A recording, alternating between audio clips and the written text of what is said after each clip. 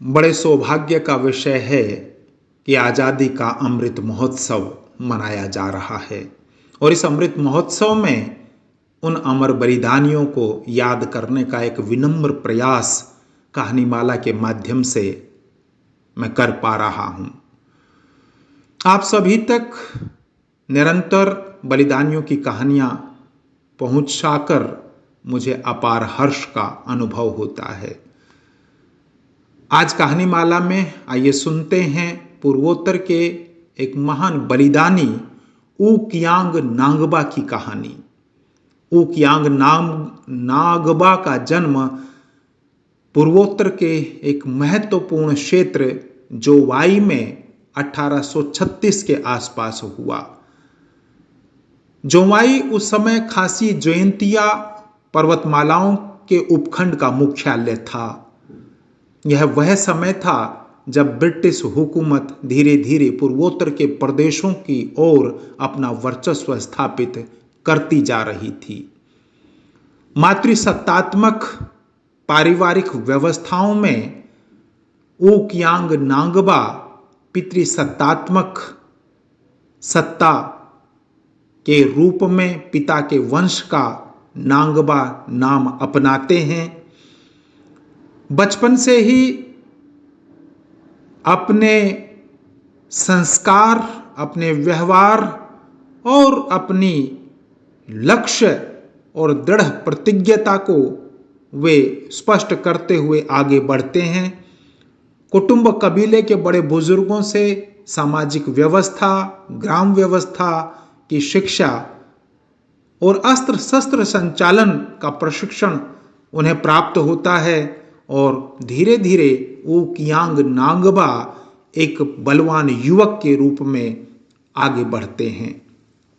पहाड़ी प्रदेशों में आज भी दुर्गमताएं हैं, कठिनताएं हैं, लेकिन नांगबा पहाड़ी प्रदेशों में कई कई किलोमीटर तक ऊंचे नीचे रास्तों पर आते जाते हुए कभी थकान महसूस नहीं करता था। उसके प्रशिक्षण में निशानेबाजी, घुड़सवारी, तैराकी सब कुछ सम्मिलित हो चुका था। वह हमेशा अपने साथ पिस्तौल रखता, राइफल रखता और तलवार से लैस होकर चलता था। युवक ऊ कियांग नांगबा योद्धाओं की तरह से चलता था। ऐसा कहा जाता है कि नांगबा एक कुशल बांसुरी वादक भी था, कुशल संगठक था। वह जैसे ही उसे समझ आई फिर ब्रिटिश हुकूमत के विरुद्ध चुप न बैठ सका।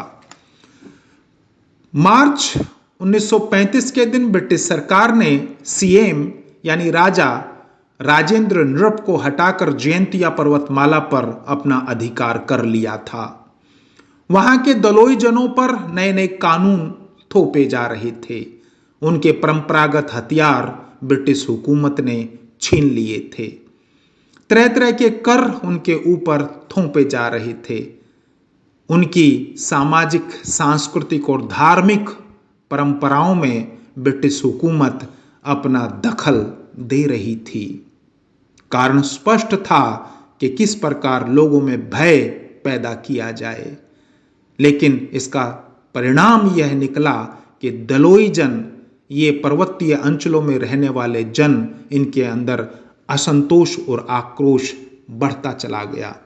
ऊ कियांग के बारे में कहा जाता है कि जब वो छोटे थे तो उनकी माता से ही उन्हें अंग्रेजों के विषय में अनेक जानकारियां प्राप्त हो गई थी। माता ने ही संस्कार स्वरूप उनको बचपन से ही बताया था कि ये अंग्रेज विदेशी हैं। उन्होंने उनकी स्वतंत्रता, उनके संस्कार, उनकी संस्कृति के ऊपर आघात किया है, अत्याचार करते हैं। बाल मन के ऊपर माँ की कही हुई बात और आसपास के वातावरण का गहरा प्रभाव पड़ता चला गया। ब्रिटिश हुकूमत की बुराइयों को बालक बचपन से ही पहचानने लगा। माँ उसे देश जाति को आजाद कराने की प्रेरणा देती रही। 1857 में बांग्लादेश से क्रांतिकारी सैनिक जब सिलहट और कछार की ओर आए तो उन्होंने उस समय अपदस्थ किए सीएम उ राजेंद्र नृप से और मणिपुर के सेनापति थांगाल से संपर्क स्थापित किया। 1857 की क्रांति तो असफल हो गई, परंतु दलोई जनों के हृदय में स्वतंत्रता की चिंगारी सुलग रही थी। ऊ कियांग ने जैसे जैसे वह युवावस्था की ओर बढ़ रहा था, अपने संकल्पों को दृढ़ किया, यानी अपने क्षेत्र को इस ब्रिटिश हुकूमत से, इन अत्याचारी शासकों से कैसे छुड़ाया जाए, यह चिंता निरंतर उनके मन में बनी रही। 3 कारण मुख्य रूप से सामने आते हैं इन पूर्वोत्तर प्रदेशों में। पहला, जनसामान्य पर बर्बरतापूर्ण व्यवहार, अत्याचार। दूसरा, अनुचित रूप से कर लगाना और उसकी वसूली के लिए सारे हथकंडे अपनाना। और तीसरा, इन पर्वतीय अंचलों में रहने वाले लोगों की धार्मिक, सामाजिक और सांस्कृतिक परंपराओं में दखलंदाजी करना, छेड़छाड़ करना। यही कारण थे कि ये पर्वतीय अंचलों के लोग ब्रिटिश सत्ता के विरुद्ध एकजुट हो गए। पूर्वांचल के इन क्षेत्रों में अधिकांश नृत्य, गीत, संगीत के जो कार्यक्रम होते थे, उनमें अस्त्र शस्त्र के साथ नाचने, अपनी परंपराओं को जानने, उनका व्यवहार करने की परंपरा आज भी है, लेकिन अंग्रेजी हुकूमत उनके ऊपर अंकुश लगाना चाहती थी। अंग्रेजों के अत्याचारों से पीड़ित इस सारे वातावरण को ऊ कियांग देख रहे थे, इसलिए उसने ये निर्णय किया कि अब मैं अपने लक्ष्य यानी अपनी इस मातृभूमि, इस जन्मभूमि को अंग्रेजों से मुक्त कराकर ही दम लूंगा। वे कुशल संगठक थे, इसलिए उन्होंने गांव-गांव घूमकर अन्याय और अत्याचार के विरुद्ध जन चेतना को जागृत किया और अंत में जेवोई के सयांतु सियर मैदान में जयंतिया दरबार का आयोजन किया।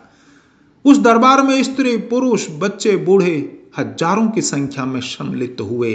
दरबार में सर्वसम्मति से यह तय हुआ कि अंग्रेजों को देश से खदेड़ने के लिए ऊ कियांग नांगबा के नेतृत्व में सशस्त्र क्रांति की जाएगी।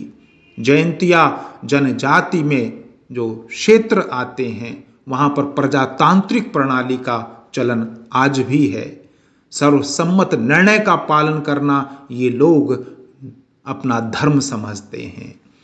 प्रत्येक गांव में पर्याप्त ये कुशल नेतृत्व और कुशल संगठक और एक कुशल शासक के गुण थे कि ऊ कियांग ने रणनीति बनाई और रणनीति के तहत प्रत्येक गांव में सुरक्षा व्यवस्था, प्रत्येक गांव में मोर्चाबंदी, प्रत्येक गांव में पर्याप्त अन्न और प्रत्येक गांव में पर्याप्त अस्त्र शस्त्रों का जो संग्रह है वो किया गया। प्रत्येक व्यक्ति को, प्रत्येक दल को अलग अलग जिम्मेदारी सौंपी गई और ऐसा कहते हैं कि ऊ कियांग और उनकी पूरी टीम या कहें उनकी पूरी सेना गोरिल्ला युद्ध में बड़ी पारंगत थी। हथियार तो छोटे मोटे ही थे, लेकिन हौसले बड़े बुलंद थे। जयंतिया पर्वतमाला क्रांति के शोलों से धधक रही थी। पर्वतों में युद्ध और क्रांति के गीत गाए जा रहे थे। ऊ कियांग वीर वेश में अंगरक्षकों और गुप्तचरों के साथ गांव-गांव जाकर क्रांतिकारियों को प्रेरित कर रहा था। ऐसा पुस्तकों से ज्ञात होता है कि उसकी क्रांतिकारी सेना में लगभग 50,000 सैनिक थे जो तीर, कमान और बंदूक का अचूक निशाना लगा सकते थे। एक विशेष रूप से गुप्तचर दल उसने गठित किया था जो पूरे क्षेत्र की जानकारी उन्हें देता था। युद्ध की सारी तैयारी के बाद कियांग के नेतृत्व में जोवोई थाने पर आक्रमण किया गया। थाना जलाया गया, ब्रिटिश चौकी पर अधिकार किया गया। दलोई क्रांतिकारियों के पास परंपरागत ही हथियार थे, अत्याधुनिक हथियार उनके पास नहीं थे। लेकिन ब्रिटिश सेना में सैनिकों की संख्या भी अधिक थी, हथियार भी अधिक थे, लेकिन हौसलों के आगे ब्रिटिश हुकूमत घुटने टेकती नजर आई। अनेक मोर्चों पर, अनेक पहाड़ियों पर, अनेक क्षेत्रों में हजारों ब्रिटिश सेना के सैनिक मारे गए। इन आदिवासी, इन जनजातीय क्षेत्र के लोगों ने अपनी एकजुटता से एक दूसरे का साथ दिया। लेकिन विडंबना देखिए कि ब्रिटिश हुकूमत ने इनके गांव जला दिए, अन्न के भंडार नष्ट कर दिए, स्त्रियों के साथ दुर्व्यवहार किया गया। लेकिन फिर भी इन योद्धाओं ने, इन भारत माता के वीर सपूतों ने अपनी धुन नहीं छोड़ी, अपना लक्ष्य नहीं छोड़ा, टूटे नहीं, बिके नहीं, निरंतर युद्ध में लगे रहे। जो युद्ध प्रतिदिन होता था, प्रत्येक रात होता था। अंग्रेजों का दमन चक्र इतना अधिक बढ़ गया कि बच्चे, बूढ़े और महिलाओं के ऊपर वे निरंतर अत्याचार करने लगे। बौखलाहट साफ दिखाई दे रही थी। वे चाहते थे किसी भी कीमत पर उनका नेता, उनका सेनापति, उनका राजा ऊ कियांग उनकी गिरफ्त में आ जाए। हजारों रुपए के इनाम की घोषणा की गई। प्रलोभन के आगे भी किसी प्रकार ये लोग न टूटे, किंतु अंततः तो ब्रिटिश अपनी इस चाल में सफल हुए और उन्होंने ओ कियांग नांगबा को बंदी बना लिया। बंदी बनाने के बाद वे उन्हें जेवोई लेकर आए और वहां ब्रिटिश अधिकारियों ने कियांग से यह घोषणा करने के लिए कहा कि उसने शांति स्थापित करने के लिए स्वयं ही आत्मसमर्पण किया है। उन्होंने यह कहा कि हमारी अधीनता स्वीकार करें तो वे उसे मृत्युदंड से मुक्त कर सकते हैं और अन्य लोगों को भी छोड़ देंगे। किंतु भारत माता के इस वीर सपूत ने उनके इस प्रस्ताव को ठुकरा दिया। उसने कहा, मैं अपने समाज से विश्वासघात नहीं कर सकता और न ही तुम्हारी अधीनता स्वीकार करूंगा। यदि तुम शांति चाहते हो तो हमें पूर्ण स्वतंत्रता दो और हमारी परंपरागत व्यवस्था को यथावत रखो। ब्रिटिश अधिकारियों ने भारत माता के इस वीर सपूत को अनेक प्रकार से यातनाएं दी, लेकिन फिर भी इस युवक ने उनकी अधीनता स्वीकार करने से इनकार कर दिया। अजीब प्रकार के नाटकीय ढंग से कुयांग को जमोई की एक न्यायालय में ले जाया गया। प्रातःकाल 30 दिसंबर 1862 की प्रातः मुकदमे की कार्यवाही शुरू हुई और उसी दिन उन्हें फांसी पर चढ़ाने का निर्णय सुना दिया गया। संध्या समय जोवाई के मुसियांग बाजार में भरी भीड़ के सामने उन्हें फांसी दे दी गई।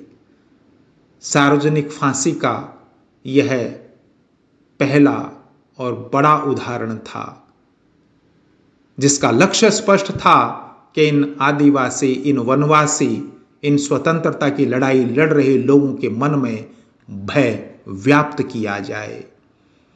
इस वीर ने फांसी के फंदे को गले से लगा लिया और रोते बिलखते भाई बहनों को यह संदेश दिया कि साहस, विश्वास और आशा रखिए, मेरे चेहरे की ओर देखिए और भारत मां की बेड़ियां काटने के लिए संघर्ष जारी रखिए।